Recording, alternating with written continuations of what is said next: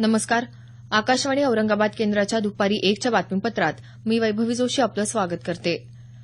राज्यातल्या सर्व शासकीय वैद्यकीय महाविद्यालयातल्या निवासी डॉक्टरांचं सामूहिक रजा आंदोलन आज 5व्या दिवशी सुरूच आहे. आज दुपारी मुख्यमंत्री देवेंद्र फडणवीस यांच्यासोबत मुंबईत डॉक्टरांच्या संघटनेची बैठक होत असून या बैठकीतून तोडगा निघण्याची शक्यता आहे. वैद्यकीय शिक्षण मंत्र्यांनी रुग्णालयांमध्ये 2 टप्प्यात 1100 सुरक्षारक्षक नेमण्याचं आश्वासन दिलं. मात्र ही व्यवस्था फक्त मुंबई, औरंगाबाद, नागपूरसह मोजक्याच वैद्यकीय महाविद्यालयांसाठी असून उर्वरित वैद्यकीय महाविद्यालयांमध्ये सुरक्षेबाबत सरकारकडून काहीही सांगण्यात आलं नसल्याचं डॉक्टरांकडून सांगण्यात आलं.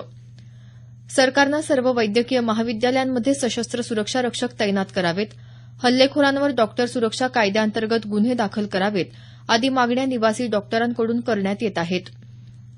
दरम्यान औरंगाबाद इथं शासकीय वैद्यकीय महाविद्यालयाच्या घाटी रुग्णालयात आरोग्य सेवेवर या आंदोलनाचा फारसा परिणाम झाला नसल्याचं रुग्णालय व्यवस्थापनाकडून सांगण्यात आलं आहे.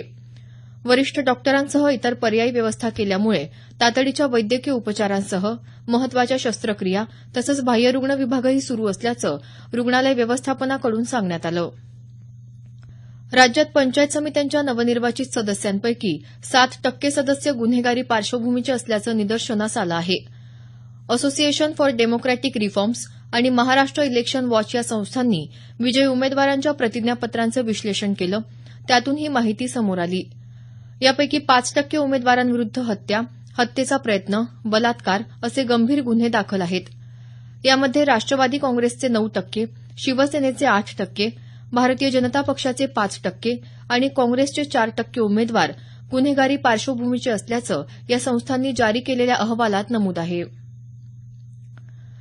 राज्यातल्या विविध पर्यटन स्थळांची माहिती एकाच क्लिकवर मिळावी म्हणून महाराष्ट्र राज्य पर्यटन विकास महामंडळाकडून टुरिझम मोबाईल अॅप तयार करण्यात आलं आहे. पर्यटन मंत्री जयकुमार रावल यांच्या हस्ते मंत्रालयात या अॅपचं लोकार्पण करण्यात आलं. महाराष्ट्र पर्यटन विकास महामंडळानं विकसित केलेल्या या मोबाईल अॅपमध्ये पर्यटकांनी नोंदणी केल्यानंतर त्यांना संबंधित पर्यटन स्थळाजवळील हॉटेल्स, रिसॉर्ट, हॉलिडे पॅकेजची माहिती, पर्यटन स्थळांची माहिती, ई गाईडची सुविधा, नकाशा याबाबतची सर्व माहिती मिळणार आहे.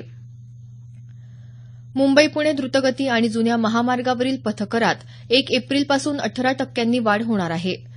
राज्य रस्ते विकास महामंडळाने 2004 मध्ये काढलेल्या अध्यादेशानुसार दर 3 वर्षांनी टोलच्या दरात 18% वाढ करण्याचा निर्णय घेण्यात आला होता.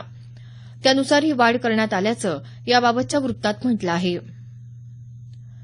अजमेर इथं होणाऱ्या उर्ससाठी दक्षिण मध्य रेल्वे हैदराबाद अजमेर, काचीगुडा अजमेर, नांदेड अजमेर या 3 विशेष रेल्वे गाड्या सोडणार आहे.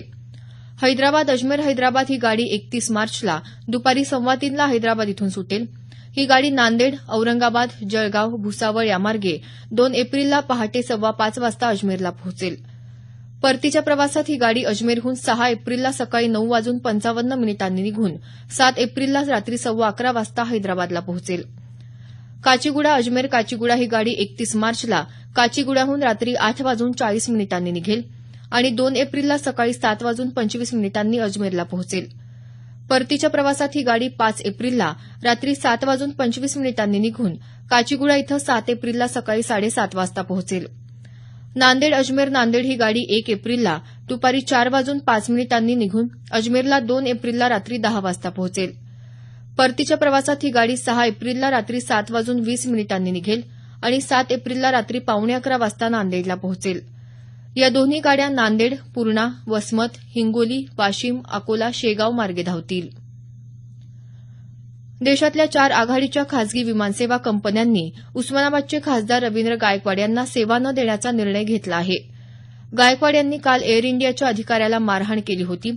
त्या पार्श्वभूमीवर Jet Airways, IndiGo, SpiceJet, GoAir या कंपन्यांनी हा निर्णय घेतला आहे. गायकवाड यांना या कंपन्यांच्या विमानातून यापुढे प्रवास करता येणार नाही असं या कंपन्यांनी सांगितल्याचं पीटीआयचं वृत्त आहे. याबरोबरच हे बातमीपत्र संपलं. आमचं यानंतरचं बातमीपत्र सायंकाळी 5:25